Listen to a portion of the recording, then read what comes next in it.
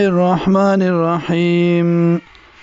قال إبراهيم عليه السلام فما خطبكم صدي على استاسو أيها المرسلون ولقلو شو قالوا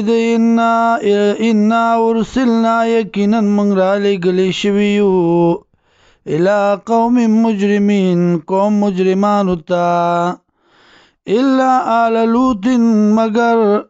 تابدار د لوط علیہ السلام انا لمنجوهم یقینا منگا خلاصون کیو دی لرا اجمعین طول اللہ الا امراته مگر خزد دا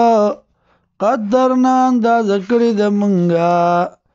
انها لمن الغابرین یقینا وی بدا د پاتونا پازاب کی یا پاتی کی دن کی پازاب کی فلما بسر کلا جاء آل لوط المرسلین چرال لوط علیہ السلام تا لگلی شوی مرسلون لگلی شوی قالا وی انکم قوم منکرون یقینا یتاسو یو قوم ناشنا قالو دی جنا کارت لکڑی دی منگتا تا بما پاغ سبانی کانو چودی فی پاغی کی یمترون شکون کی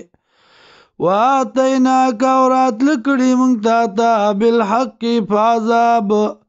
وإنا لصادقون ویقینا منگ یرشتنیم